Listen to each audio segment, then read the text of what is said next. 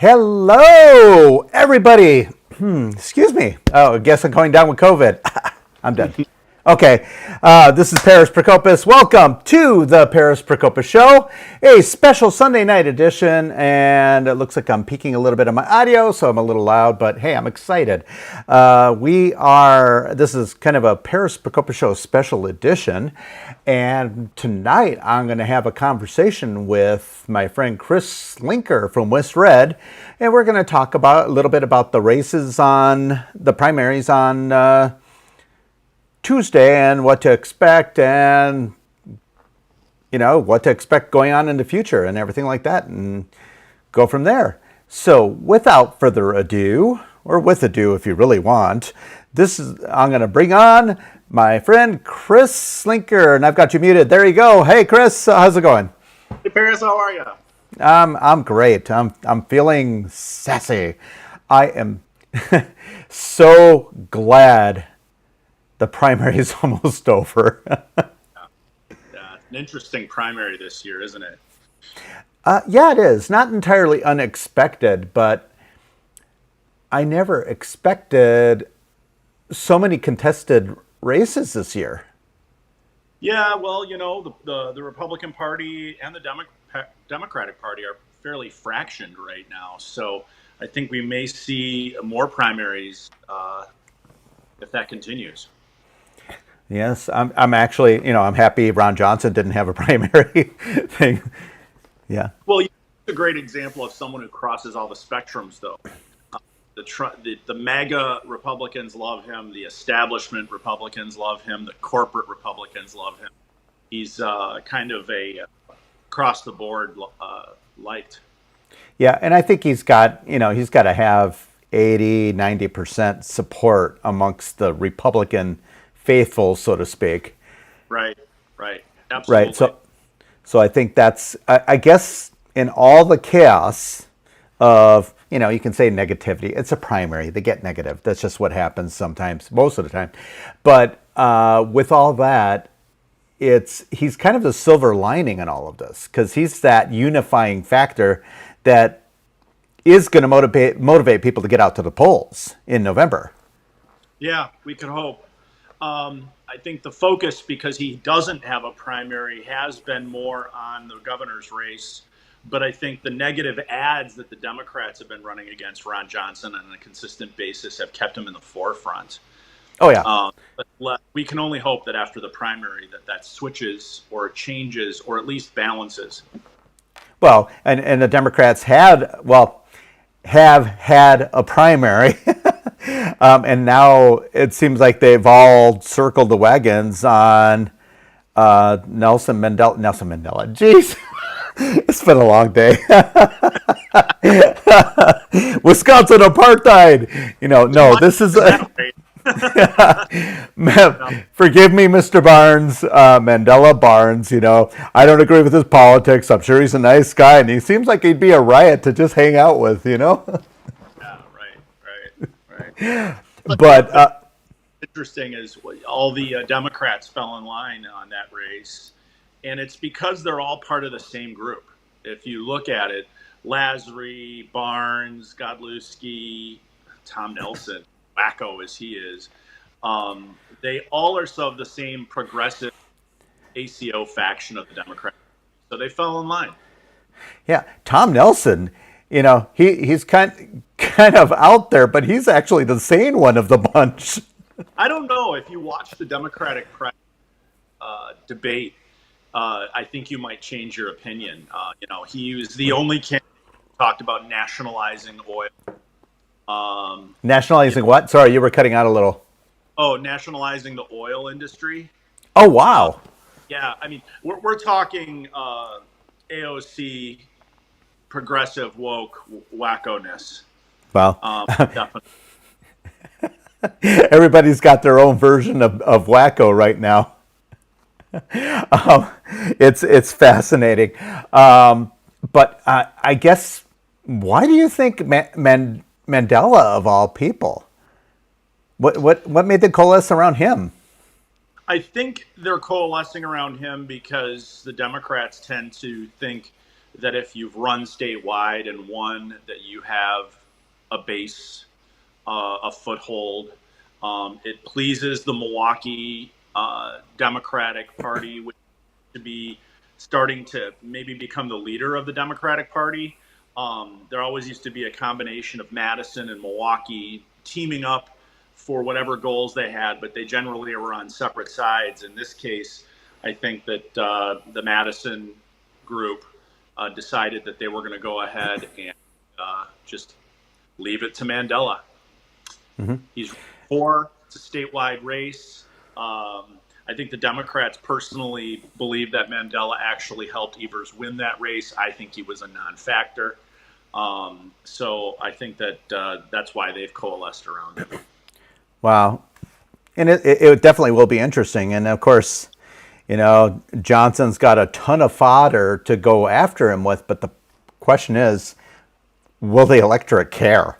And that's, okay, so he did this. He didn't go to school. He didn't pay his taxes or, whatever else they're going to come up with. But I hope. Democrats think that only Republicans should pay taxes. So when they find out one of their own hasn't, they cheer. But with this new Biden bill, 87,000 new IRS agents out there. I'm sure there'll be a slew of more Democrats they've caught. Yeah, well, there's going to be an interesting twist on that I can't talk about right now. But check out News Undone around 10:30. It'll be. I am writing another. I had to do some writing. It is what it is. But we have. Okay, so that basically takes that race out of contention. So really, the only big race they have is lieutenant governor, which is really not going to be a draw. Do you think that they would try to do Operation Burn Notice on the Republicans and play a little havoc in the Republican primary? I haven't seen any of that yet, and I don't know if they have enough time to do it.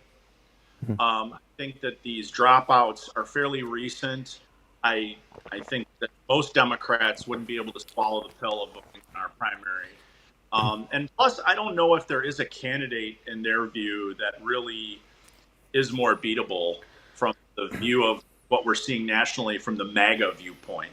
In their eyes, having a MAGA candidate is someone easier to beat. So they will tend to get involved. I don't see a lot of Democrats getting into our race and voting for Michaels, for example, to try to spoil. I think that they're going to keep it within their own. I think you'll see a lot of Democrats vote for Mandela. My guess is somewhere around 65 to 70% of the Democrat votes going to Mandela and a few spinoffs of people who didn't like it and still voting for Lazarus, Pavlovsky, the other cuckoos. Pick your cuckoo. Wouldn't that be funny if all of a sudden it's Godlewski and she just wins even though she dropped out of the race? I wonder if that's ever happened in history. Someone drops out of a race and people still vote for them. I've heard of dead people winning. There was one historical race, if you remember, in Missouri, John Ashcroft. John Ashcroft was living. He was our candidate for the Senate. Was it Senate or governor? I can't recall. I think it was Senate. Mel Carnahan, I think was his name, was a Democrat who died during the election. And in Missouri at that time, and I think this was around 2000, they actually elected the dead man. And the Democrats won, and I think they eventually placed his wife in the seat, if I remember correctly. But yeah, they did. There was a situation where the electorate voted for a dead man over the other candidate. Well, there was the one guy in Nevada too. I think it was a congressional seat. The owner of the notorious Bunny Ranch died in the campaign and couldn't assume office for obvious reasons. I mean, make for interesting conversation, but there wouldn't be much said. Sorry, we just went down a morbid path. But people are just dying to hear about politics. Okay, so we've got no one in there, and so just to pivot now to the to the Republican governor race. Yeah. There was an Emerson poll that was just released a day or so ago, and it was the strangest poll I've ever seen. It has, I don't remember the numbers offhand, but it has Becky leading Michaels by 2, and then going down the list, they still have Nicholson in this poll, and Nicholson dropped out a month ago. Right. Right. And then he still got his, I think it was 6-8%, kind of where he's been, 6-8-10%, whatever. And of course, Rampton is like 10%. And then there's still like 14-15 undecided. Right. And I was looking at this poll, and it's like, do you think there's credibility in this poll because they have Nicholson as part of the pack? I do. I think I've changed my opinion. I think the perception was when Nicholson dropped out that there was an assumption that Michaels would have inherited those voters. I think the Nicholson voters are probably more undecided than they were going to Michaels. I think that if anybody's probably benefited from the Nicholson vote, it was probably Rampton. Yep. Of any candidates. I think that Rampton really has benefited more, although it won't make a difference. But I think that they feel that they can make their statement. A lot of the voters that were voting for Nicholson were trying to make a statement. I don't know if Michaels has sold or made the Republican electorate convinced that he's truly the outsider. And I don't know if they feel that their vote would be heard the way that they're hoping it will be by voting for Rampton. So I think that Rampton has actually been the beneficiary of the Nicholson voters more than Michaels. Yeah, it will definitely be interesting. Unfortunately, I mean, the thing I struggle with that poll, they don't have a very stable track record. Looking at it's Emerson College, and they had Carrie Lake down by 2. She won by 4.5, something like that. Even going back in history, even the Michigan race, they were off. And primaries are much harder to poll to begin with. But right. You look at, they even had in 2020, they had Biden winning Wisconsin by 7, just under 7. He won by like 0.5%. Right. Go back to 2018 and the Walker-Evers election, they had Evers winning by 6.8. Right. And Evers barely won again. So it's interesting. I don't know how that'll play into a primary, but I'm curious about their methodology, and I don't think Nicholson should have been in the poll. I mean, if anything, those people would have fallen in the undecided category at that point. Right. It doesn't make sense. Are you voting for Nicholson? Right. I don't disagree, and I don't know what their methodology was, over what time period they took this poll. It might have been a weighted over a long period of time before Nicholson maybe even dropped out. What's sad is you don't have any good polling data compared to some of the other states. If I were to predict it, I think we're going to have a situation very similar to Arizona. I just think that it might be flipped. And I think what may happen is you'll have a potential of Rebecca pulling it off by a few points like Lake did, and Michaels maybe being ahead at the beginning. But I will have to wait and see. But or vice versa. I mean, there's like no way to predict where the undecideds are going to go. There's just no way. If they're still undecided at this point, it's like, well, you're going to have a certain amount of them potentially vote with a little bit of an I don't care attitude, right? You know, they go into the poll, they have their ballot, they're not sure who they're filling out, and they literally just fill the bubble, right? They fill the bubble. There may be people who don't even vote, though. I would bet a percent of those undecideds will not vote in that primary and will say, let the best candidate win, and see what happens. But I think that the fact that we have that many undecideds late is also very telling. It's an unfortunate thing, but it's true that our voters aren't necessarily excited about our candidates. Well, and that's been all along, and that's, you know, even looking back before even Michaels got into race, we had Becky at her peak, well, she was at 30%, got the Scott Walker endorsement, and got to 32%. It's like, so Walker doesn't have that hold the way he used to have on the Republican Party. So she Right. was at, but being at 32% after campaigning for, well, at least 2 years, but really 3 years, that makes it difficult. And of course, Nicholson, you know, he couldn't get any traction, though he was shut out on all the fundraising. So there was a lot of back end stuff happening. And then my big thing is I I feel like we've been seeing more of Scott Walker than we're seeing of Becky lately in the past week or so. Why is that? Well, I think that, Becky needs to have, even though she already has credibility, she needs to offset the Trump credibility. And in order to offset that, she needs her own surrogates out there patting her on the back, giving voters confidence that she's the right candidate. The problem is that those surrogates are the same surrogates that are giving some of those Republican voters fatigue, right? Now, there's Trump fatigue too. It's obvious. Oh yeah. And that Trump fatigue is affecting, allowed Michaels to tie this race once he got the endorsement. Rebecca's endorsements have kept her in the mix. And that's why I think it's going to be a close race, because you have surrogates on on our side that are split, and there are interesting lines that have been drawn. And, Yeah, I still think the one endorsement that kind of puzzles me in a sense is the Mike Pence endorsement. I don't know that helped. I think that might have actually hurt Becky a little bit, because there's still a lot of people. There's a lot of Trump supporters who are still supporting her versus Michaels too. But there's a lot of Trump. There's a portion of those Trump supporters who have that feeling that Mike Pence needed to do more on January 6th or whatever. I don't agree with that sentiment, but it's there. right. So how much of an impact will that have on some of her support? I don't know. In the end, I don't know that endorsements really sway too much. Right.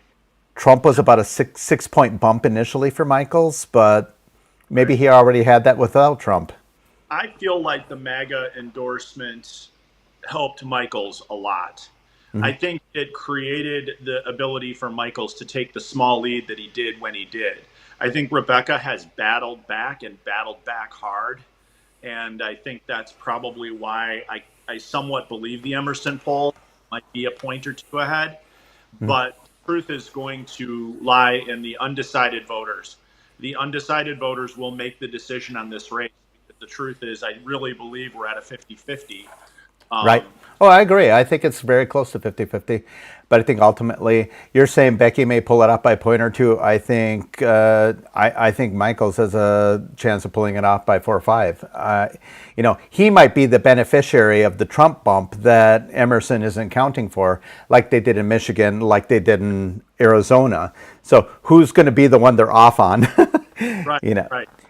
And then, what kind of factor? Obviously, money is going to be a factor, but Rebecca last report was $540,000. That's what she had left about a week ago, which is very scary position to be in a race of this caliber.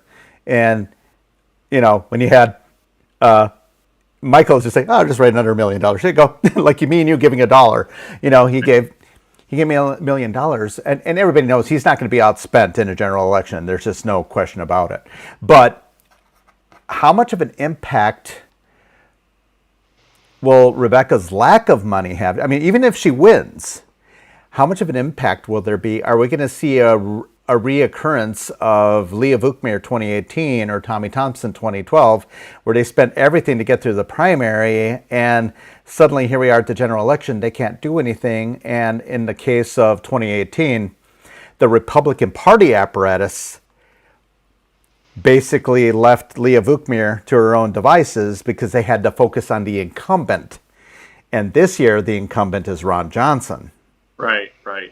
Well, one thing that I think we've got going for us is Ron Johnson's fundraising is off the charts. And he is when it comes to raising money right now.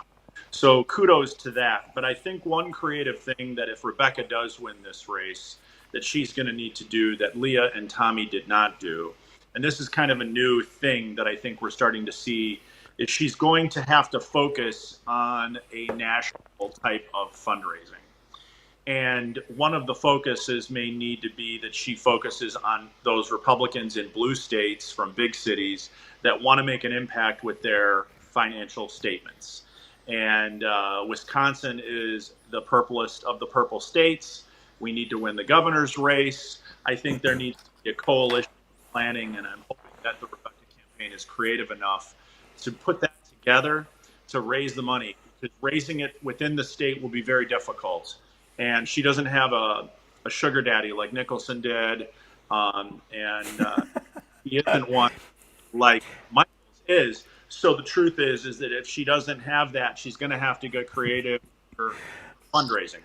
Be careful, use the word sugar daddy. They're going to call you a misogynist, you know, because, because I did call her out on overplaying the woman card. And I don't think the woman card plays well with some suburban women, conservative women.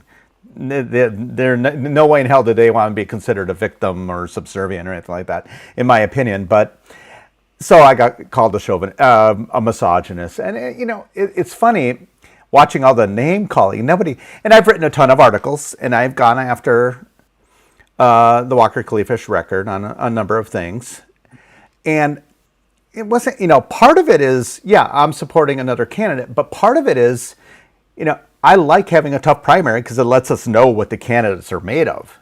Right. And it's going to be nothing compared to what the Democrats are going to throw at either of the candidates. And yes, Rebecca survived the Act 10 battle of 2011, 2012, but we ain't seen nothing yet. Well, let me put it this way. I mean, as proud as I am of Rebecca, and I do think she's a fabulous candidate, and she's got excellent command of the issues, and she speaks on the issues with confidence, and she's eloquent. She won Act 1, but she lost Act 2. So while I want to give her credit for winning Act 1, she did win on the recall, but on the general after that, they lost. Now, there are lots of questions as to why they lost. Obviously, the count was close. There's lots of theories out there related to, cheating and things like that. But the truth is, we have a Democratic governor right now, and we have Mandela Barnes as our lieutenant governor. A heartbeat away from the governor's chair. Right. I mean, this is a gentleman who really probably wouldn't be able to write the issues on a chalkboard. But Rebecca definitely has command of the issues. Nevertheless, the state of Wisconsin made their decision. We're living with it. And I think that the next step can she battle back from that? Is there still Walker fatigue? Will she battle back from that? And I think the polls are showing that she is, at least from what I can read into it, but is it enough? Yeah. Well, I think she's battling back to even, and that's where what concerns me is, I mean, even looking back at the recall election, Scott Walker, because they ran separately, Scott Walker got 30,000 more votes than she did. And that's not just anecdotal. That's something that should be looked at. Why didn't she perform as well as Walker did in the recall? And this was at their peak. I mean, everybody was excited. Everybody was, it might have been a fluke, but 30,000 is a lot of votes. If it was 1,000, 2,000, it'd be different. But I just don't know. Or maybe just nobody really cared about the lieutenant governor race. I don't know. Right. It might have been just, as soon as you start going down the top voter on that top election on that ballot, you have less votes too. I don't know if that might. I didn't look into much statistically as I have other things, but the reality of it is that the Democrats battled back. there's single issue in that race. The big issue in that race was Act 10, and they did beat Walker and Rebecca on that race. Yeah, and will it come back to bite us again? And that would be that. I think where she plays well, her strength is the partisans who normally vote in primaries. They're the ones that are typically going to show up. She probably has the advantage there. Where Right. Tim Michaels has is, yeah, you could say he's run for office before, but that was 18 years ago, which is a year is an eternity in politics these days. A month is, geez. But so where he has the advantage is, first of all, he's got I'm a fresh face part of it, but he also has the possibility of bringing in some non-traditional voters, similar to the way Trump did, or even you look back at Ronald Reagan. Right. They brought, and quite frankly, like Bill Clinton, I mean, he brought in non-traditional Democrat voters. And, Barack Obama to some extent, just simply because of the historical nature of his first race. But it is going to be interesting to see, will those people actually show up and vote? Right. And if they do show up and vote, I think that's where he has the advantage and can take her. But then, and who knows, maybe we'll wake up on Wednesday morning and it's Ramthan. I think you brought up a very interesting point. It's probably why I struggle with believing that Michaels will win this race. You cannot run a successful, powerful businessman and expect to get the voter who bowls every Tuesday night. But we had that with Donald Trump, though. Yeah, but Donald Trump has a different persona. Yeah. And his persona appeals to the blue-collar worker because he speaks their language. And he speaks in a tone where they can get riled up. Yeah, go get him, type guy. Michaels doesn't have that. And the question will be, is Trump's pat on the back for him enough to bring them to the polls to vote? I think it is. I just don't know if it's enough. See, I actually disagree with you on your assessment of Michaels in that respect, because I've seen him in the field, so to speak. Yeah, watching him on a debate stage, that NBC debate, he had the deer in the headlight look. He did not perform well. He still, he held his own for a non-politician. He hasn't been on the firing line like that for 18 years, Right. But he did okay. Yeah, Becky was Becky. She's used to it. She's a performer. She knows how to command an audience. Ultimately, the winner of that first night was actually Tim Ramthan. He did. Yeah. He went a long way to reclaim his persona from Robin Voss, who painted him as a nut job who wants to put Trump back in the White House tomorrow. But and he showed a lot more depth, and that's why he won. And he was I was pretty impressed. He was like on top of every issue. He's a smart guy. Personally, I just think even if he were the front runner, I'd struggle with him because I think there's being conservative and there's being too conservative. And I think a hard right conservative in a purple state, it's a recipe for disaster. We saw that Mark Newman. The reason Ramthan did so well is it's kind of that theory of say the least. And that's what he did. His answers were short, concise, very to the point, where Michaels was continuing to hit all the points he was told. Overthinking. Rebecca was begging and begging. And they kept talking, and Ramthan was like, no, yes. His simple answers impressed the voters because exactly. It was clear. It was very clear. And that was very Trumpy of him, Yeah. But I look at that Wednesday debate with Dan O'Donnell, which he had much more substantive questions that actually mattered. And Michaels did a lot better in that format. Becky still did okay, and Ramthan didn't do as much because he had already overperformed. So now it's hard once you're at the top of the mountain like that. But I think Michaels, and then he started. There was a little bit of back and forth, which I wanted to see on that. I like watching. I want to see what people are made of. Yeah. Are you willing to? Are you going to be standing in a corner like this, or are you going to be going toe to toe with Tony Evers? Right. And I guess people are saying, okay, Tim Michaels is not the strongest debater, and Tony Evers is going to clean his clock. But I'm like, we're talking about Tony Evers here. We're not talking about Bill Clinton. And Scott Walker was very seasoned and been around the block a few times, and he lost. Yeah. So maybe it's time to try something different. I don't know. And I will support the winner on Wednesday morning. Whoever it is, I'm getting behind, and because I know in the end it's Evers. Yeah, right. I think the real big questions, obviously, the number one will be who will eke it out, Michaels or Rebecca. If one of them win at a larger margin than what they were supposed to win, I think it'll help them. Either for the terms that they're doing. The best way to talk to you about the race right now is you've got air power versus ground power. Ground power is Rebecca Clayfish. She's got the Army. She's got the ground team. She's got the grassroots. The air power is really Michaels. I will say, though, Rebecca has checkmated him with the air power by spending all of her money on these ads, which are negative and have made some people angry that she has gone so negative. But I think they have been effective. And I think the question will be, if Michaels wins, Michaels can feel confident that those attacks will not work against him in the general. And the Democrats are going to have to come up with a whole new slew of ideas. If he loses, it promotes Rebecca in a way where she looks like the tiger, and maybe helps her fundraise.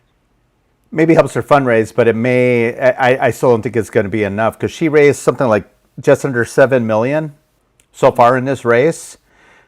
It's staggering when we're talking about $7 million for a governor's race to begin with, and he put in $8 million. But Evers has raised $10 million already. So no, I think, or it might be 12. He's about $6 million more than she has already, and he hasn't touched his powder keg. And I think some of that came from that stupid recall effort. I was so pissed at that.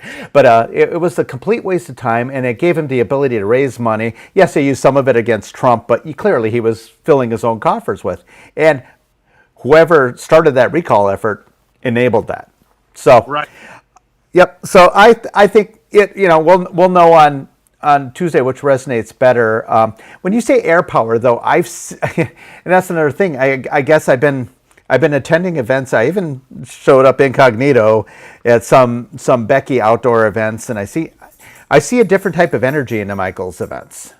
And that's I don't know how it will resonate ultimately with the voters, but it's just a different type of energy. And I have seen a lot. I mean, I've seen his volunteer base grow from here to here. So he's. He didn't have grassroots in May when he first came in, so he clearly air power. I think he's changed that grassroots equation. Yes, Becky's been to all the events, but and she's been all the events all the time, and so they give her credit for that. Although I know a lot of people who show up at every event that I wouldn't want as governor, but that's a whole different story. I show up to a lot of events. I don't think I'm qualified to be governor.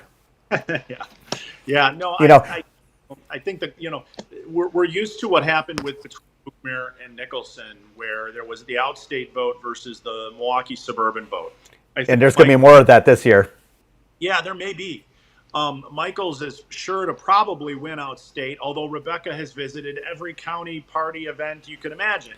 Michael also from the suburban Waukesha area as well. We've got two candidates here that are from Waukesha County. They've both tried to win at home. They've done every parade. They've done everything they can do locally. I think Rebecca still has an edge on the grassroots game.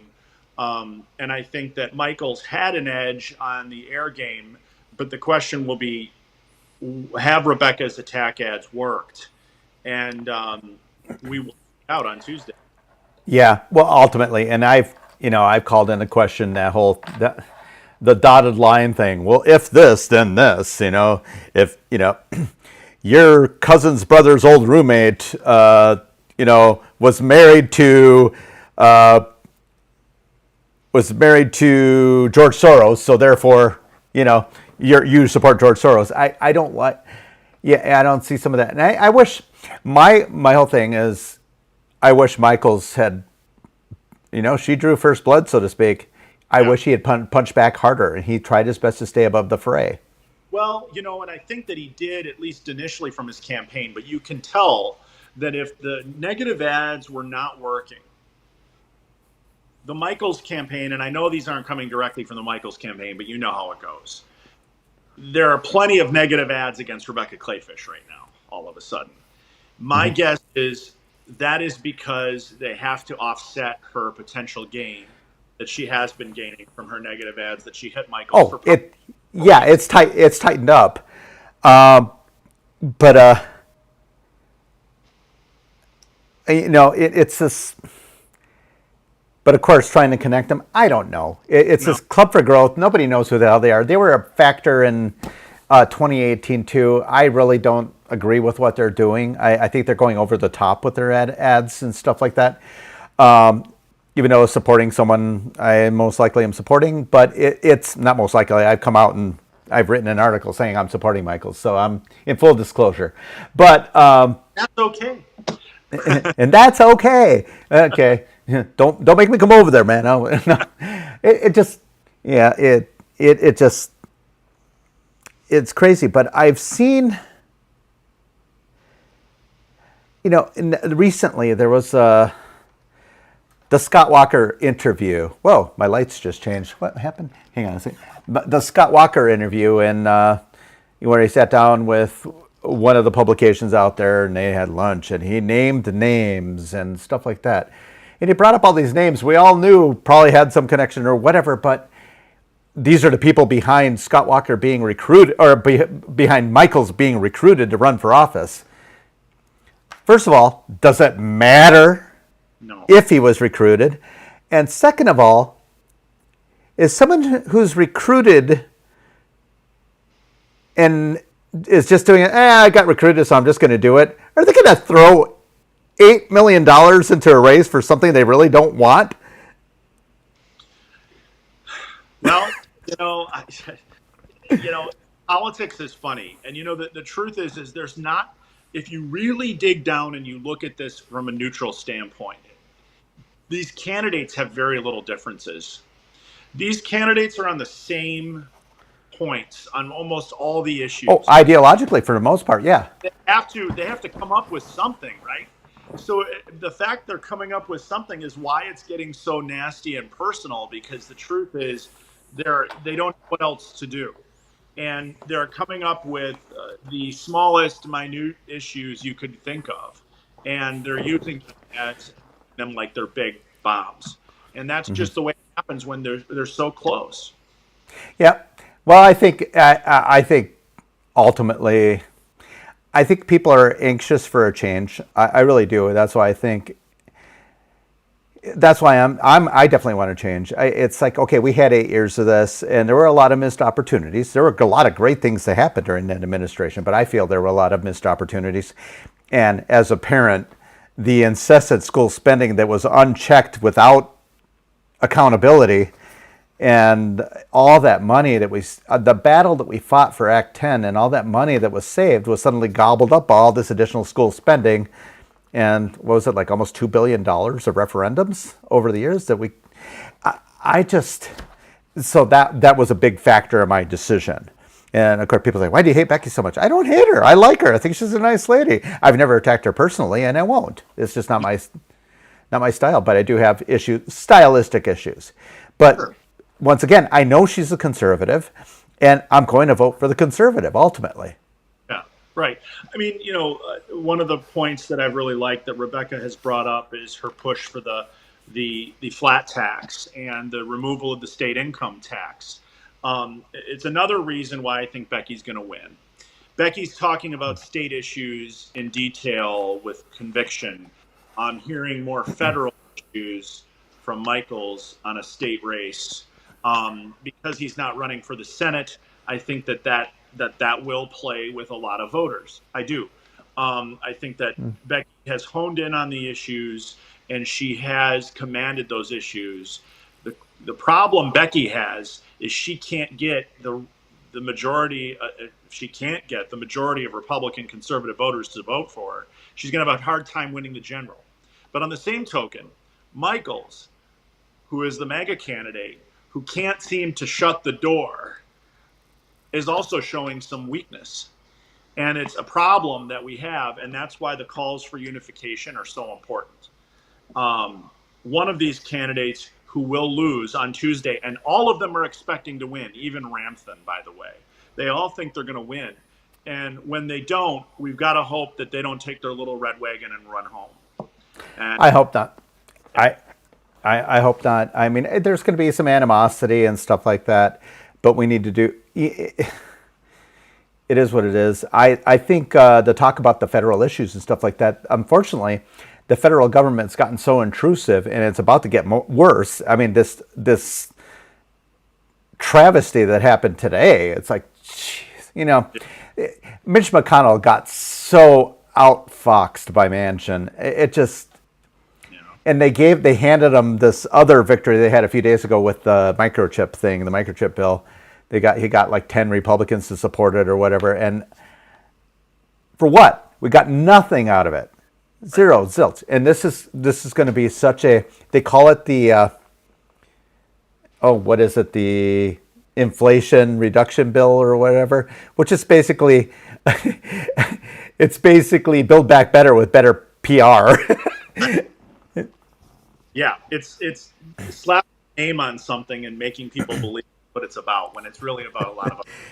Well, that happened. We saw that with Bill Clinton years ago when George H.W. Bush increased taxes. It was a Bush tax increase because remember he said, "Read my lips, no new taxes." Well, he increased taxes. It's the Bush tax increase. Bill Clinton gets in office, and the very first thing he does, increase taxes. And it's the Clinton Deficit Reduction Bill. Yeah. Which one sounds better? Even though it was almost the exact same bill times the second time. Just strategy. That's all it is. Yeah. So, and the media was bought into it, of course, because they had a love fest for Bill Clinton. Right. I think history will judge him as more of a moderate overall. His personal issues aside, that's a whole different story. But as president, he pivoted when he got his butt handed to him in 1994, but... I guess I would, if I were to chalk up Bill Clinton, he's a likable bureaucrat. Yeah, basically. I feel your pain. Right. Okay, so let's talk about some other races. I mean, basically, you're thinking Becky may pull it off. I'm thinking Michaels will pull it off. I don't know if it's my bias, but I just see different things. I think people are looking for something new. I think people are antsy for it. Well, one of the things to watch on election night, and I know we're going to talk about a few other races, but if Ramthan overperforms, you will see it hurt Michaels. And I think that there's a higher likelihood of Ramthan reaching 10% or higher than less. And if he does, that those are the voters that Michaels needed to convince and didn't. And that will help Becky. I don't know. Yeah, that's my thought. Final. But yeah, because a lot of the Ramtham people are anti-status quo as well, and I think with that. But Ramtham adds on to the Nicholson numbers, so he's basically getting the Nicholson numbers. If he gets to 10%, I still think it's going to be a squeaker by whoever wins, and I think Michaels can ultimately pull it off. It might be like 48 to 43. I mean, it's going to be it could be a 4 or 5%, which is enough of a margin to make it decisive. If it's like 1,000 votes between them, the winner is going to have to figure out a way to work with. I mean, no matter what, they're going to need that coalition. But I think Michaels as a general election candidate is appealing to me because I think he could bring in those blue collar people. Because I think he does appeal to them. I think. We aren't the country club Republican Party anymore. I think there's a lot more blue collar Reagan Democrats or Trump Democrats at this point that were brought into the fray that don't normally vote Republican. And frankly, they don't normally vote. And that's where I think he can have an advantage. I don't see Becky picking up those new voters, and I think that'll hurt her in the general election. Good point. Yeah, and that, I don't know. Of course it is. I made it. I'm just kidding. But okay. but also not to sound pessimistic at the end. Both of them have big hurdles to jump. They got Both uphill climb. both of them have bigger hurdles than I think we know. And Republicans should not assume that because it's our year, at least it appears to be our year right now, it could change. They both have hurdles to get over, and both have proving to do. And let's be real. Evers is at 50%, 49.99% or whatever. He's there. He's where he needs to be for the general election. We got to pull from his support, or we're not going to win. And they can say, "Oh, they're going to cheat, do whatever." Okay, well, we've got to win by 100,000 votes or more, or they will be able to pull off some nefarious activities that, kind of like we did in recall in 2012. We remember the white vans from Chicago coming in. There were a lot of illegal votes cast. But once the votes are in the ballot box, it's too late. Nothing can change that. Because there's no way to say, this vote's bad, this vote's good. This vote's bad, this vote's... There's no way. No judge in their right mind is going to do it. Because no matter what decision a judge would make would be disenfranchising voters. There's just no way it's going to happen. Donald Trump will not get his butt in the White House unless he runs in 2024 and wins. Right. Or JFK Jr. decides to run for president. So, are we still supposed to be following the plan? Sorry, I can't believe how many people actually showed up to Texas to see JFK Jr. speak. People showed up.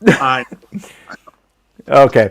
Anyway, that's a big tangent. Okay, next race. Okay, Lieutenant Governor, I think will go tandem with that. Quick prediction, who do you think will win? On the Republican side or Democrat side? I don't care about the Democrat side. Okay. It'll probably be Sanchez on her side. Rodriguez, yeah. So on the Republican side, I actually think Roger Roth is going to win. Oh, interesting. Okay. I think Roger Roth is going to pull it off. He's had a very interesting direct mail campaign. He's also one of the only had a strong, positive media campaign. Yeah, he's all over the airwaves. Yeah, he's all over it, and he's all over the direct mail campaign. So I think you're going to see a Roger Roth victory. If there is a surprise, you may see a squeaker with Pat Testin, Senator Testin, pulling off Lieutenant Governor. His game has been a ground game and more of a traditional campaign from the standpoint of knocking on everybody's door, running in every parade, being at every dinner. Roger hasn't necessarily done that. So the question will be which of those two games are stronger, and I think Roger's probably going to pull it off. Well, with 8 candidates, I agree with your assessment. I think Roth will be in the fray, definitely of the top tier. I wouldn't count out a surprise out of the unknowns as well. So I have no idea with 8 candidates. I mean, you could have a candidate realistically winning with 6,000 votes. It could be a weird year. We have no idea how many people are going to vote in the primary. Right. And that, as with any race, turnout matters. So who's going to turn out their loyalists? But Attorney General. I actually think that this was Tony's race to lose, and I think he may have lost it. I actually think Jarko will win this race. Interesting. Yeah. And I struggle. I think they both have baggage, and that's what I had a concern with. I decided. So what makes you think Jarko is going to pull it off? I actually think Jarko has done what Roger Roth has done, but in a lighter way, obviously with less money. He's been on the airwaves. His commercials are modern. They look good. His direct mail campaign hasn't been as severe as Roger Roth's, but it has been present. We haven't seen that from Tony. I think you're seeing from Tony, similar to what I've told you about the other candidate, Pat Testin, for example, more of a ground game, more of a lunch to lunch, event by event type of race. I think that there are some things, and you're right, both of them have a little bit of baggage that everyone seems to be throwing around. But I think that Jarko will probably pull it off just because of the airwaves. And again, the races, the farther down the line, start to get a little bit more muddy, and that when they do, that's what happens, and people start to not pay attention to the fray, and they go with just the name they're seeing more Yeah. often. So he's got the name ID and stuff like that. And I think my one issue with the Tony campaign is that he wasn't doing a good job of campaigning. He just wasn't. Yeah. He was showing up for a couple of events, giving a speech, and then leaving, and it just wasn't. So he changed that. He started getting more interactive and doing more of his recent days. My hang up with Jarko is the fact that he's from the legislature, and I think he's got some baggage there and a couple of his bills that that he pushed for, and a little bit there's some soft on crime type of things as well that obviously is he going to prosecute drug crimes, being pro legalization of marijuana and stuff like that. While I support it at some level, especially for medicinal, if someone's dying and they're in pain, let them smoke pot. I don't care, But just having it full out legalized, I don't support, because I think there needs to be some truth on both sides, and there's a lot of lies. It's a natural herb. It's like nothing. Well, no, there's more to it than that. And plus, with all the crap that they're putting in from south of the border with fentanyl and all the other stuff that they're throwing in there, I mean, this stuff can kill you now. Oh yeah, right. But so that was kind of his Achilles heel. People are very anti-establishment, for lack of a better word, and Jarko represents that. Right. Tony, on the other hand, was the enforcer, the COVID enforcer. Yeah. And which lost the mega voters, which lost him some of the mega voters. I'm not sure how effective Jarko was at getting that out to the Republican electorate, but you do hear a little bit about it. You heard a lot about it very early. I'm wondering if it permeated or if it dissipated. I think Tony, leading up to the convention, was riding high and winning the race. Jarko did not seem to be putting the time and effort and money necessary. But I think in the last month, I think you see a more, a more skilled campaigner out of Jarko than Tony. And I think that it'll probably pay off if I were to roll the dice. Yeah, because it's not his first rodeo in running for office and that type of thing. And I don't know. Let's say Tony is able to pull it off. My fear is there's a lot of people who just aren't going to vote for him because of that. He gave his reasoning for doing it. It's we're as conservatives, we support law and order, and at that point, he was enforcing the law because there was an emergency order in place. I can understand that, but that's you and I. We're kind of hacks. We like politics and we delve into the fray.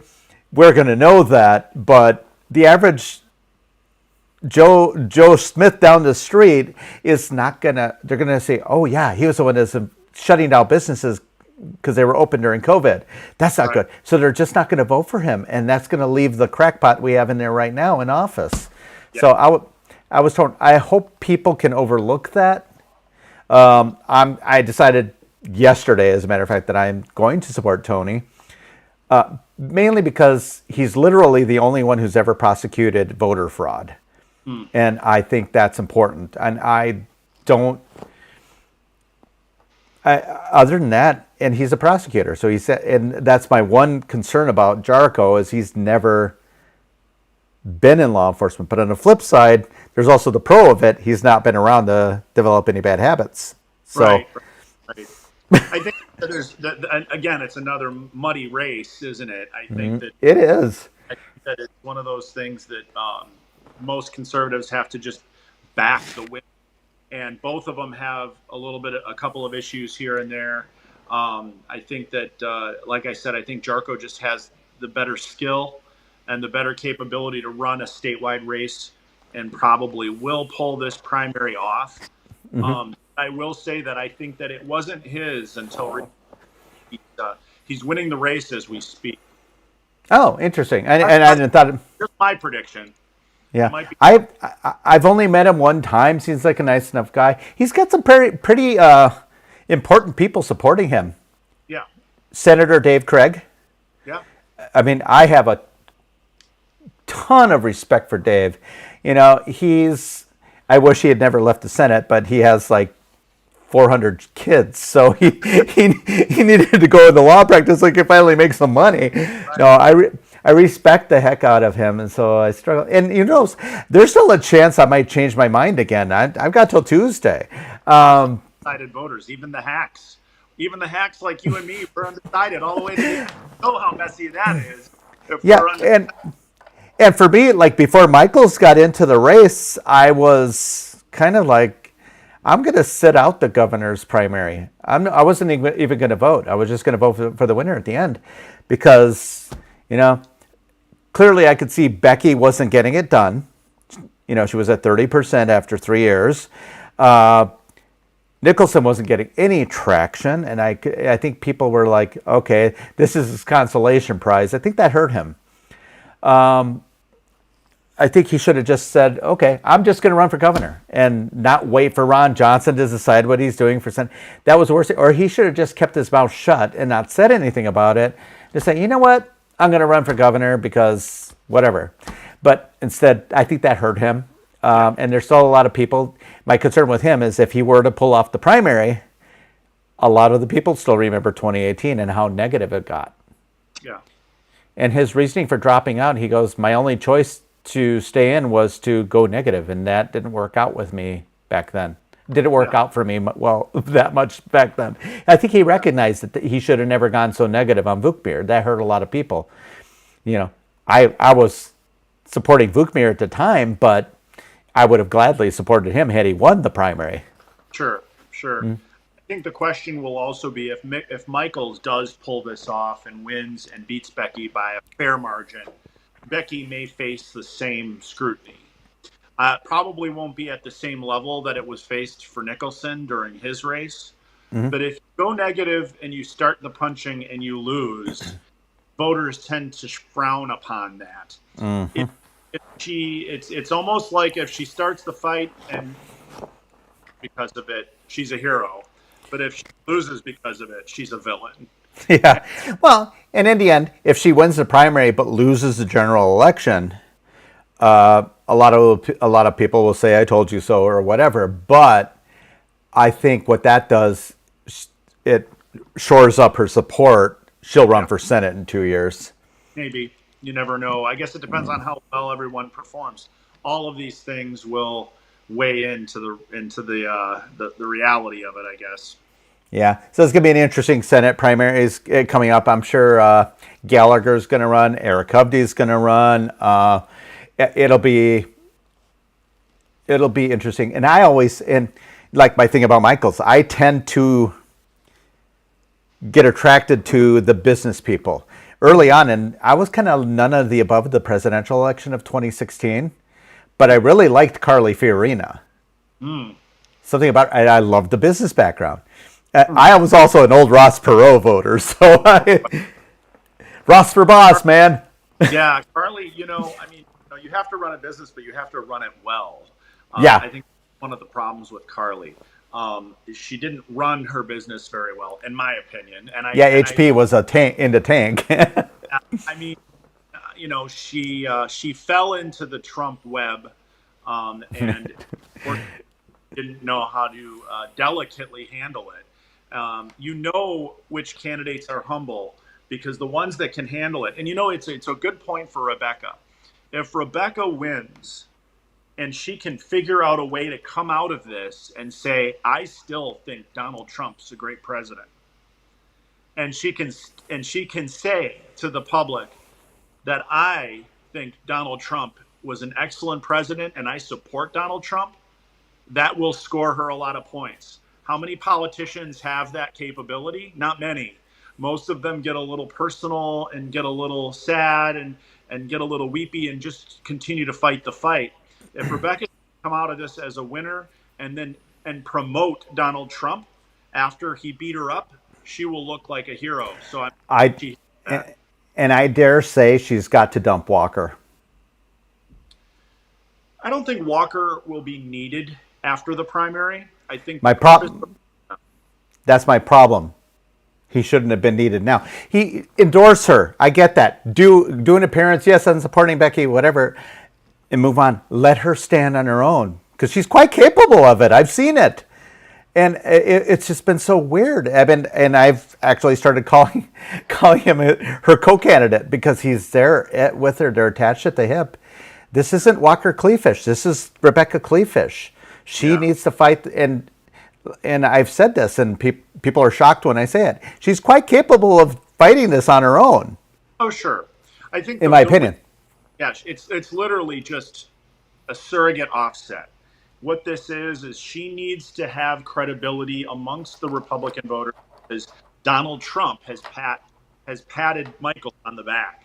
And because of that, Rebecca has had to put her own group of surrogates together to lend her credibility and hope that Republican voters just come around. And right. And I think the way Michaels has handled Trump, I mean, he's been campaigning since April. And we're now, 4 days away from the election. He showed up on Friday night the first time. Yeah. It's not like he's constantly coming in here, let's help Michaels and stuff like that. So I think Michaels kind of stood on his own. He said, great, I love that he's endorsing me, but I'm running this. And he goes, I'd be running it the same way if I didn't have his endorsement. Right, but you got to remember, spend millions and millions of dollars of ads. The day that Trump endorsed Michaels was the day that Michaels' ad started.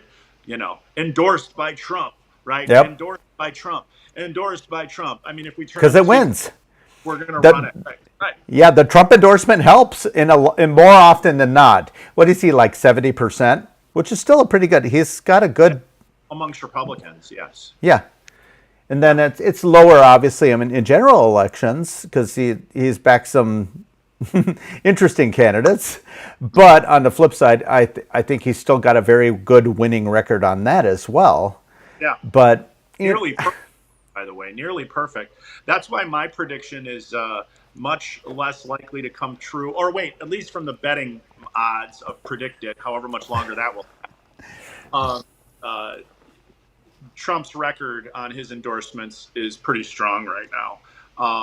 This Wisconsin race could be the first one, if my prediction is correct, that he may not be right. May your predictions always be wrong. No, and I think...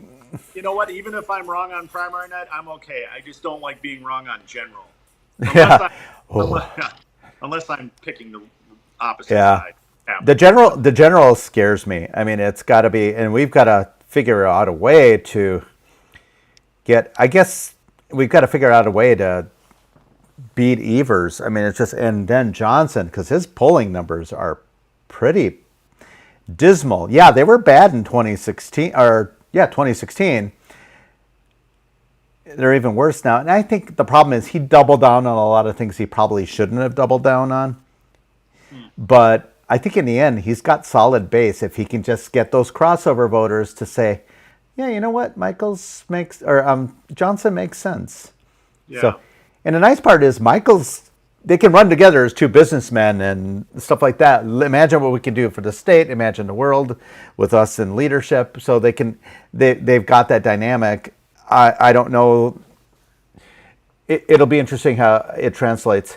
There's no other races. I mean, like Secretary of State and Treasurer. Yeah, there's people running, but honestly, the positions are absolutely useless. They don't do anything. Each one's going to get, provided the Republicans the candidates are going to be able to ride the coattails of the governor candidate, more than likely.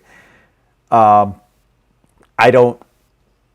not going to predict, and I don't even know. Well, yeah, I think that it's pretty clear. I think Orlando Owens will win the treasurer's race easy, hands down. I think and I don't even remember the name of the guy right now that's running. I think some of the issues have been localized, but I think Liebman.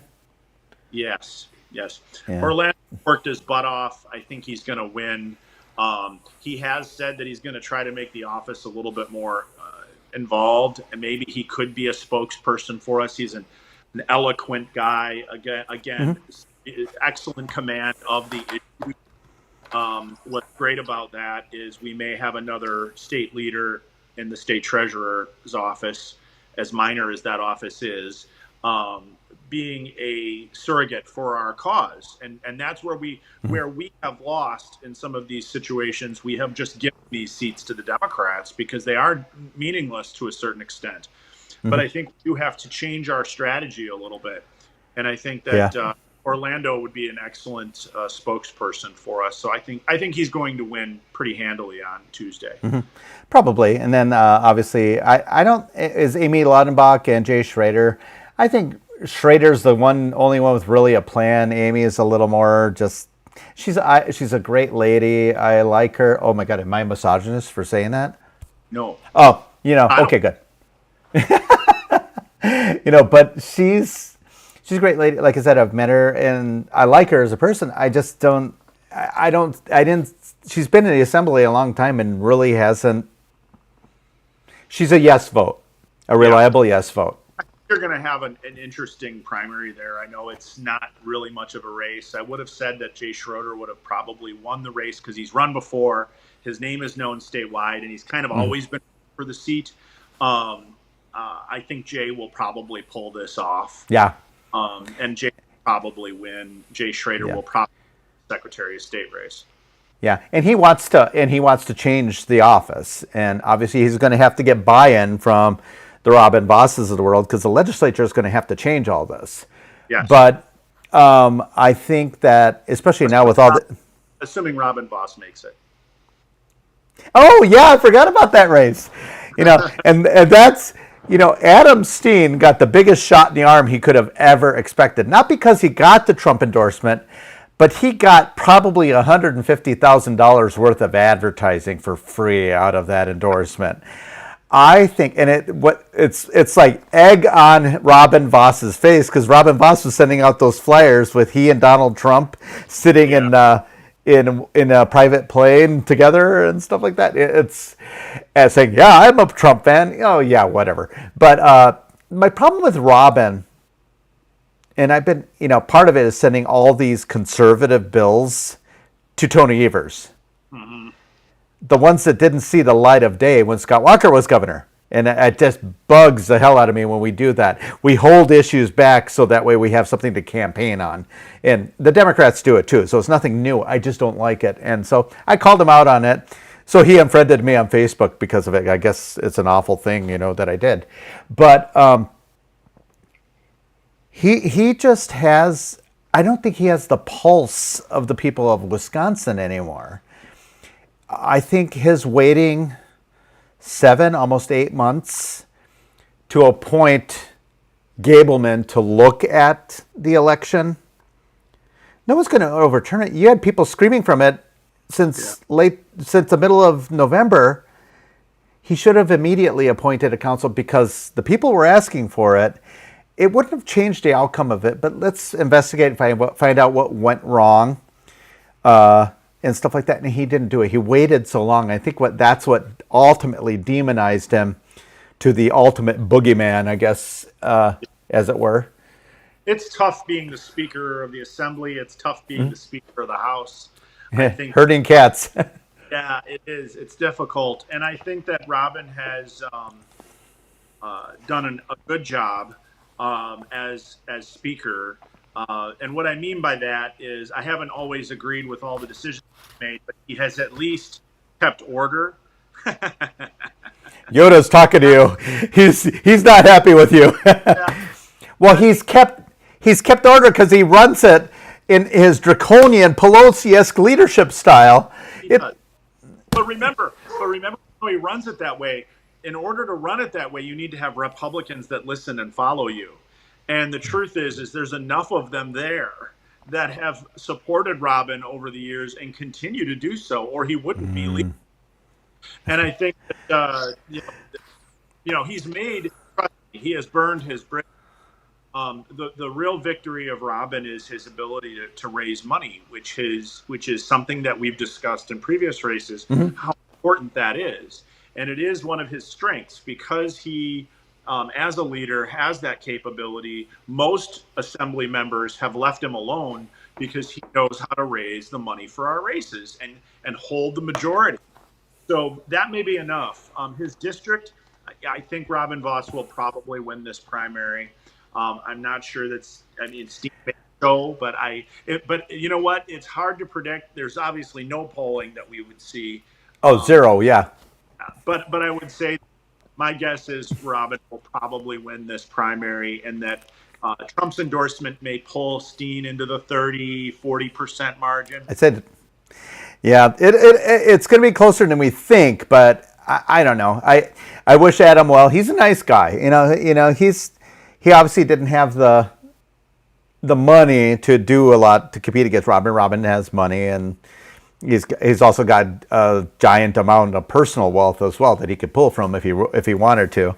But he's got the strength of being an incumbent, and that's always hard to do. Not impossible, but if he were to get beaten. It's also another question, though. It's the same thing I said about Rebecca earlier. If Robin can figure out a way to humble himself after a victory, no matter how big, no matter how small, and maybe accept some responsibility for the mistakes that he's made, instead of playing the standard established line, he may start to gain people back. Will he do it? I don't know. I was going to just ask you, what are the odds of that? Probably much less than Rebecca's chance. He's a very vengeful person. Look what he did to Ramthun. Look what he's about to do. I think he's waiting till Wednesday to do it. Janelle Brandtjen came out and endorsed his opponent. Yeah. Adam Steen, in case steenforus.com, I think it is, in case you're wondering. But she endorsed him. By the way, Janelle Brandtjen is one of my favorite members of the state assembly. Oh, amen to that, my friend. She's a champion. Yeah, she is. And everybody, and the thing that really ticked me off, and I'm actually writing an article on this very issue.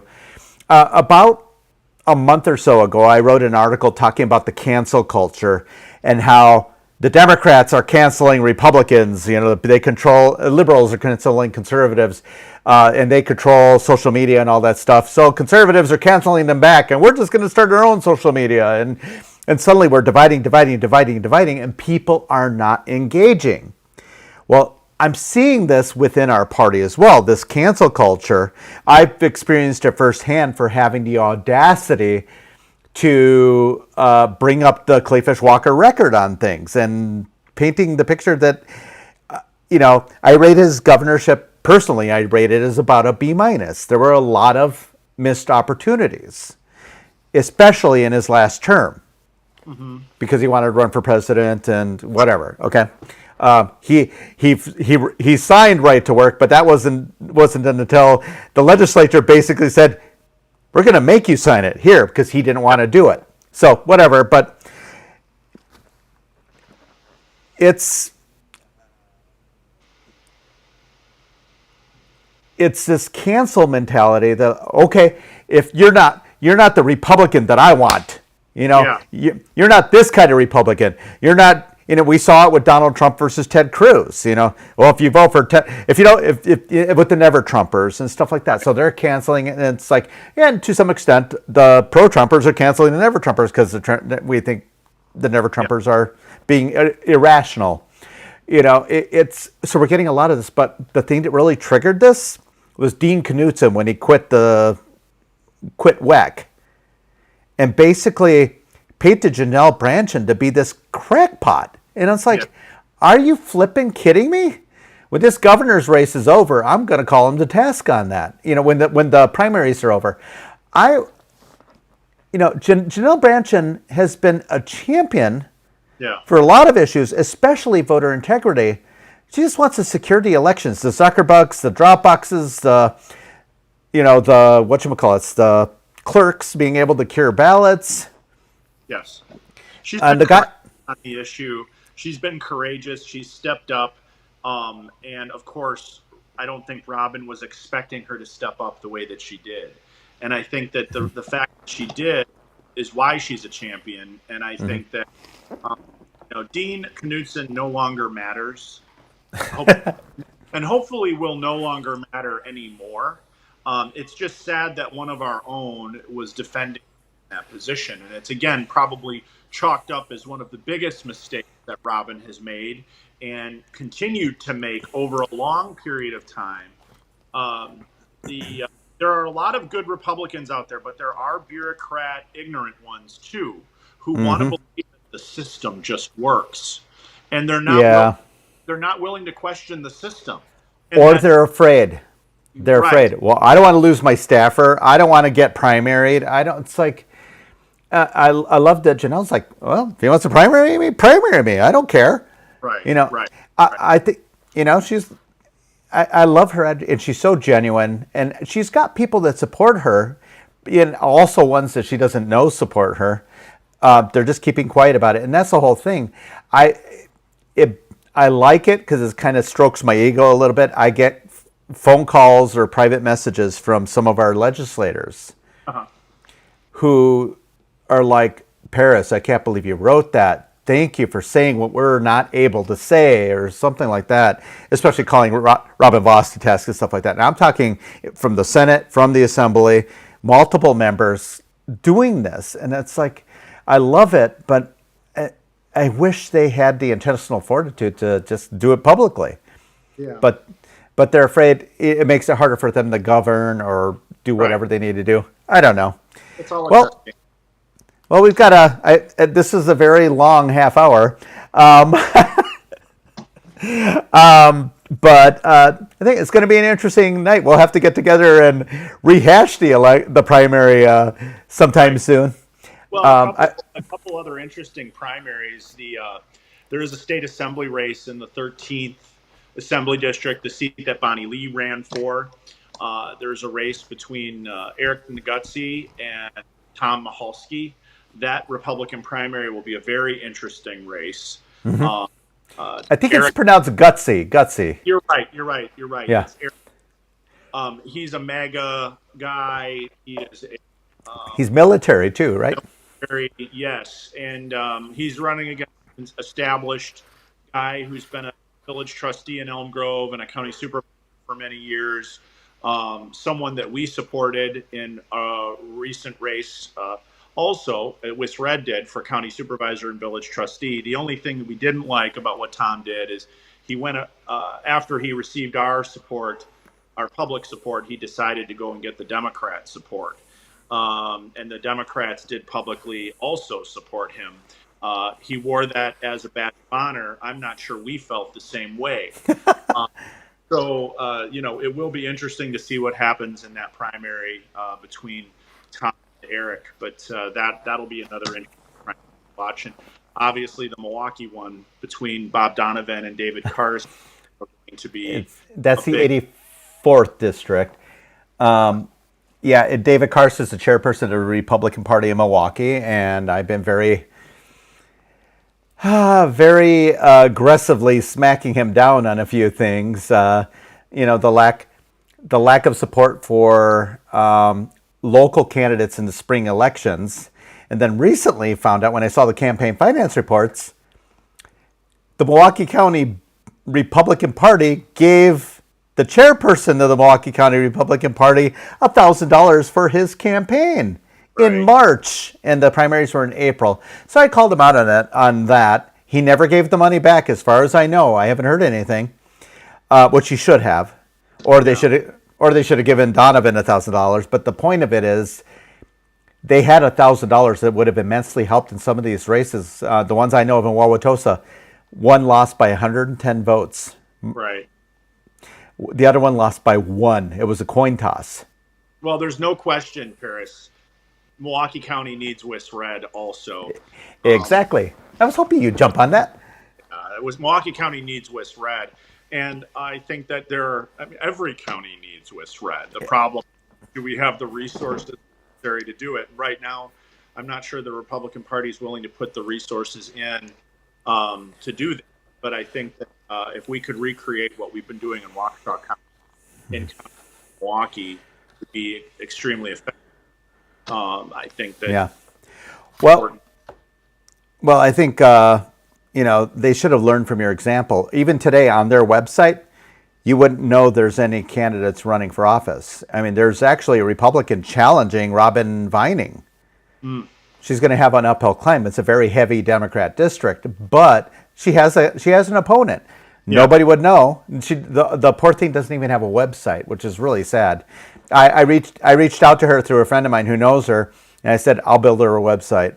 We'll get her online. I'll just do it in kind, whatever, get them some presents. But back to the David Karst versus Bob Donovan race. Bob Donovan, old reliable Bob Donovan, who has served as an alderman in city of Milwaukee for a long time. Yeah. Even insurmountable odds all the time, but he managed to get a couple things done, but he knows how to work with people. Yeah. And one of the things I really like about him, that I heavily favor him because I'm not a Karst fan, but it's not just because he's running against Karst. I like Bob Donovan. I think he'd be phenomenal in the legislature. Yeah. He's going to have he'll run into some barriers with some of those folks, but I think he'd be a great bridge because City of Milwaukee's got a lot of problems. Milwaukee County has a lot of problems. And the state's going to have to step in, like it or not, because they're a drain on the rest of the state. Yeah. And he's that great bridge that can help. He could be. Yeah. He knows both sides. Right. He could be a bridge. And I think that if he did get elected to the assembly, first, I hope he'd like it enough because it'll be a big change from the city council. Oh, yeah. Going into a Republican majority might be a nice breath of fresh air where he can actually for a minute. In effect, change. But as much as I like Bob Donovan, I'm also going to make a prediction. I think David Karst will win that race. And I don't think that it's any bad reflection on Bob. I think Bob's an excellent guy. He's got great name recognition. I think Bob Donovan will, if he does win, it's going to be because of his name recognition. But David has worked, and I know you'll probably say he should have worked this hard on the actual county party that he was the chairman of. But it does seem like his campaign has been working pretty hard on this state assembly race. And I think that if I were to roll the dice, and what's really interesting about this primary, Paris, you and I are usually on the same side of everything. And I'm not saying I disagree with your positions, but we are on different sides of a lot of these races on who we think is going to win. So it will be interesting to see on Tuesday. Oh, I lost you. I can't hear you.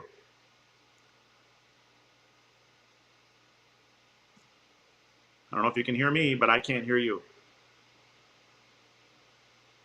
Your battery drawn out?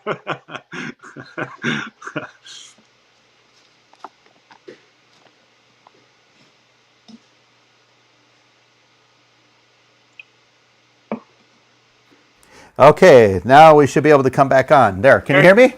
There we go. Yeah, my battery ran out. I've got a wireless microphone that I use. See, my little lavalier mic. I thought you might have been hacked by Robin or by. Yeah.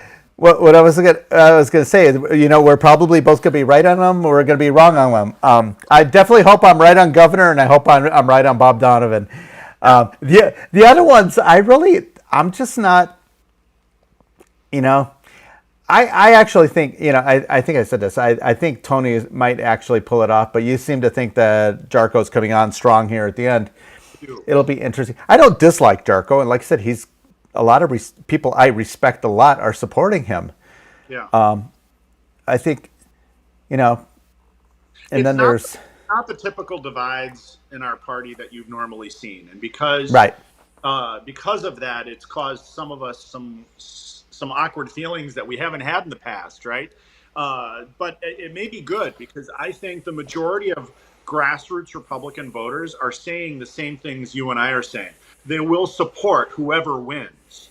So they're not interested in the personal battles between these candidates.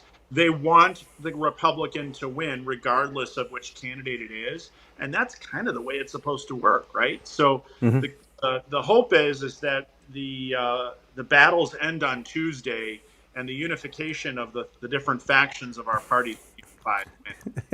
We got to unite the clans. Yes. What's that? Oh, sure, you go home and you may live. But as you're laying old in your bed, would you have given this day and all those days for just one chance of freedom? Okay, sorry. All right. On that note, we've really digressed. All right. Well, we've got a fun week ahead of us. Like I said, I hope, in the end, it a lot of this doesn't really matter till November anyway, because that's the ultimate prize. Yay, we can celebrate, we won or lost or whatever. But November is where push comes to shove. Right. Right. So, and I think we'll just know who our quarterbacks are in each of these races. And I think that's probably the most exciting thing, But many of these candidates have spent a lot of money already. And okay. Oh, I'm looking at comments. I haven't seen comments, but sorry, guys, I haven't been paying attention to the comments because I know we had a lot of deep discussions to make. But I'm here. I just happened to glance down, and we got one that says Slinker for governor. Oh, geez. Joe Dale said that. So. Okay, Joe. Thanks, Joe. Appreciate it. I like to stay behind the scenes these days. Yeah, and I'm the shy, quiet type. I don't like attention. But then again, I could run for governor since I look like Scott Walker. Without a bald spot. So, and don't get mad at me. His wife even said that. Tonette said, "Yeah, you don't have a bald spot." So, you can't tell. All right. I've got the good Greek hair. It's like wonderful. Okay. Well, Chris Slinker from WISRED, and WISRED, yes, definitely an initiative that should happen all around the state. Frankly, all around the country. I think everybody could learn from this. It's a great idea, and it worked out very well for us, and we need to continue doing it. And we could make it a bigger impact in Milwaukee County if they implemented it, and they're the largest county in the state, and that's what I want to see. That's why I really want to change the leadership in Milwaukee County. Well, and if it does, and the future chairman of the Milwaukee County Republican Party decides they want to do it, we'd be happy to help them. Absolutely. And even Brown County, even the Valley, Eau Claire, La Crosse, all the big cities, Dane County, for crying out loud. Population saturation. Right. All right. Well, thank you for joining me on this half-hour show. And I appreciate it. Looking forward to talking to you again. We'll talk on Tuesday night. Hopefully we end up seeing each other at some victory parties. Yes. And maybe we'll that's it. Well, maybe we'll we'll definitely. Yep, we'll definitely do a follow-up. So that's Chris Slinker. Thank you so much. Thanks, Paris. All right, guys. All right. Bye. We're running late tonight, so I appreciate you guys chiming in and offering comments. And it's time to bid you farewell, at least for the night. I will be back. Pay attention to newsundone.com. There will be a breaking article coming out soon. I'll talk to you guys soon. Have an awesome night and have an awesome week. I hope we can all unite on Wednesday. But until then, support your candidate. Talk to you soon. Have an awesome night. Bye.